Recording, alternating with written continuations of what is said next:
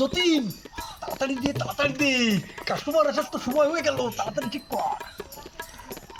যতীন, কাজটা কিন্তু খুব সাবধানতার সাথে করিস, কিন্তু ওই ঘনা শালা কিন্তু খুবই ক্লেভার ম্যান, ঠিক আছে? আচ্ছা, কথা ঠিক আছে। ঘনশ্যাম, আয় আয় আয় আয় আয়।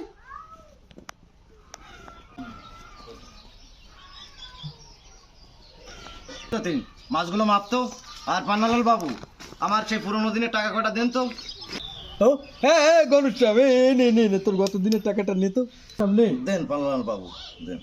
এ কি পান্নালাল বাবু, আগের দিনের অতগুলো মাছের দাম এই কয় টাকা মাত্র?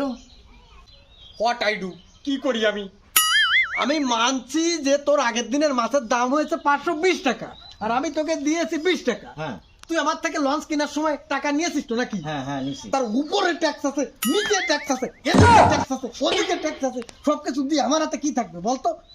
এই যতীন, ঠিক করে মাপটা দে। আমি সব বুঝি পান্নালাল বাবু, আমি সব বুঝি।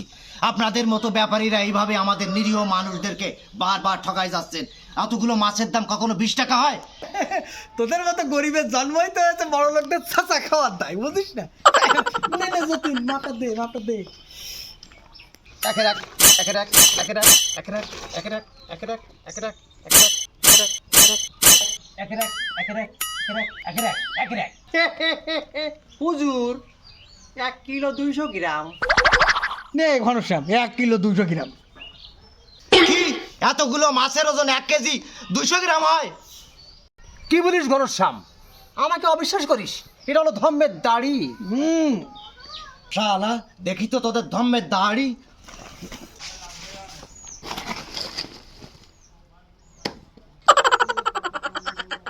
ওস্তাদ, হ্যাঁ। এদের ধর্মের দাড়ি তো পেকে গিয়েছে। তাই তো দেখছি, শালা হারামজাদার দল।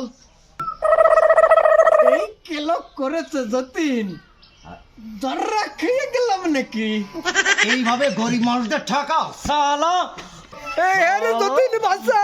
শ্যাম, গের গুন্ডামি করছে। এই দুষ্টুমি করিস নি বাবা, এই দুষ্টুমি করি না, শোনা, দুষ্টুমি করি না।